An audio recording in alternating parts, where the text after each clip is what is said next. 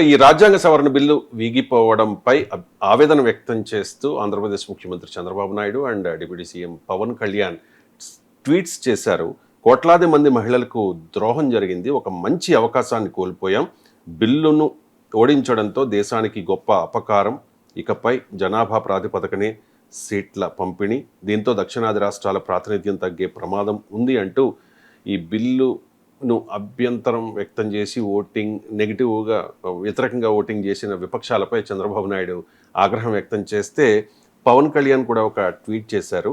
మహిళా శక్తిని పెంపొందించే మహదా అవకాశాన్ని దూరం చేశాయి ప్రతిపక్షాలు అంటూ ఆరోపించిన పరిస్థితి. సార్, దక్షిణాది రాష్ట్రాలకు అన్యాయం జరుగుతోందని కశ్మీర్ నుంచి కన్యాకుమారి వరకు దేశంలోని ప్రతిపక్షాలన్నీ కూడా ఈ రాజ్యాంగ సవరణ బిల్లును వ్యతిరేకంగా ఓటేశాయి. కానీ అదే దక్షిణాది రాష్ట్రాలకు సంబంధించి దక్షిణాది పార్టీలైన Telugu Desam party and Janasena party ఎందుకు మద్దతు ఇచ్చాయి సార్? ఏమంది, బీజేపీలో ఉన్నారు కనుక ఏమైనా అంటాం కదా. నాకు సింపుల్ అవసరం. ఇప్పుడు చంద్రబాబు గారు, పవన్ కళ్యాణ్ గారు ఏమంటున్నారు, మహిళలకు అన్యాయం జరిగింది. అసలు ఇది మహిళా బిల్లే కాదు కదా, ఎట్లా అన్యాయం జరుగుతుంది?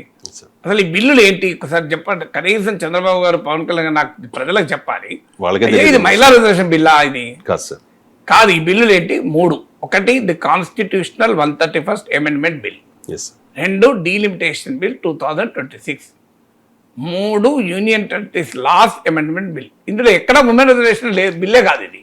మరి ఎలా మాదో అవకాశం పోతుంది? నాకు నిజంగా అర్థం కాదు. అసలు ఉమెన్ రిజర్వేషన్ బిల్లు మీకు ఎప్పుడు ఆమోదం పొందింది? సెప్టెంబర్ 2023లో ఆమోదం పొందింది. నోటిఫై ఎప్పుడు చేశారు? 2023లో ఆమోదం పొందింది. గుర్తుపెట్టుకోండి, 2023 I think September, but 2023. Notify ఎప్పుడు చేశారు? 2026 ఏప్రిల్ 16th చేశారు. మరి చంద్రబాబు నాయుడు, పవన్ కళ్యాణ్ ఇప్పటివరకు ఎందుకు అడగలే?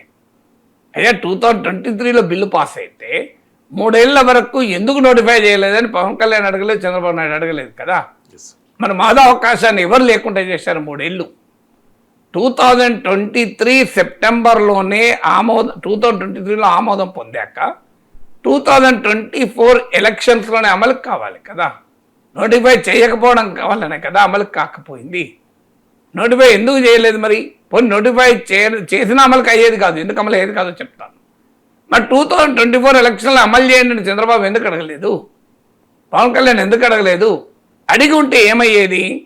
మీకు అంతకుముందు లోక్సభలో 78 ఉమెన్ ఎంపీస్ ఉన్నారు, ఇప్పుడు 74 ఉన్నారు ప్రజెంట్ లోక్సభలో, అంటే 13.6 ఉన్నారు.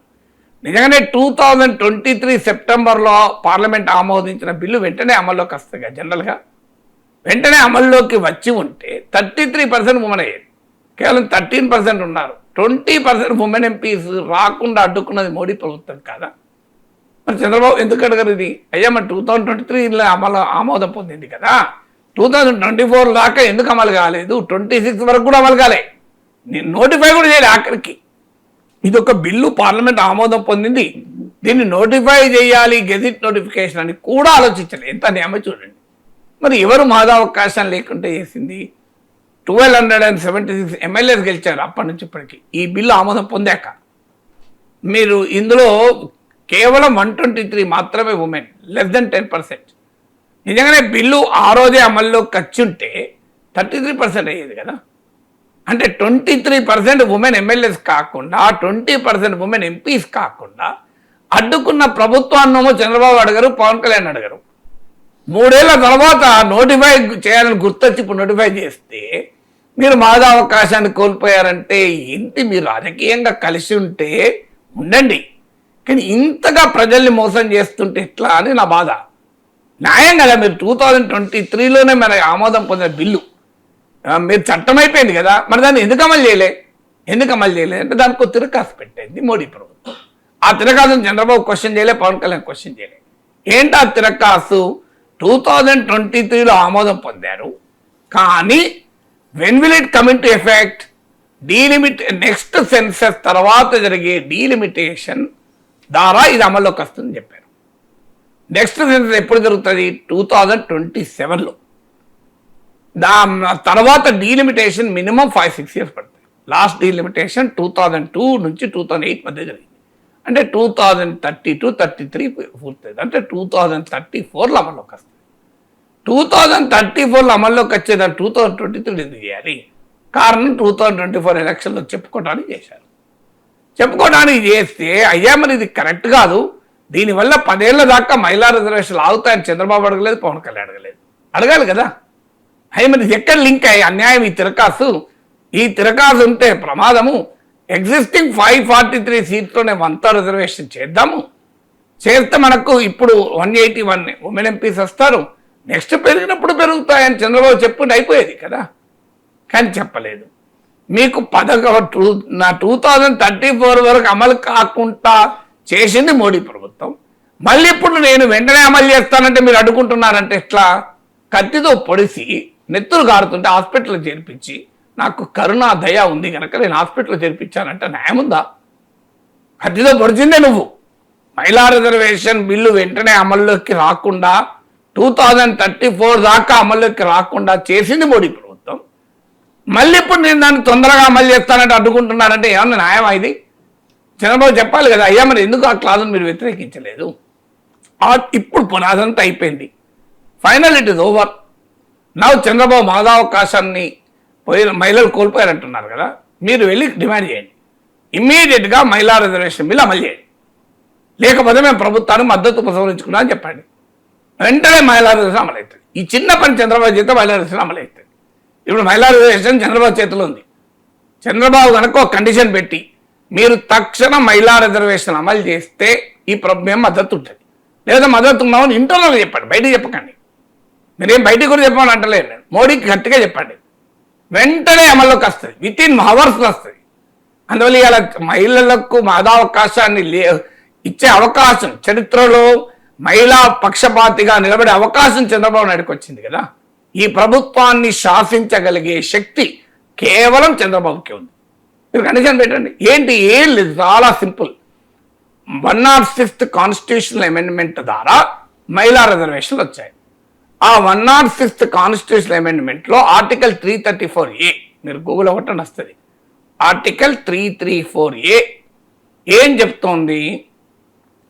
నెక్స్ట్ సెన్సస్ తర్వాత జరిగే డీలిమిటేషన్ ఆధారంగా అమల్లోకి వస్తున్నారు. అది తీసేయండి, సింపుల్.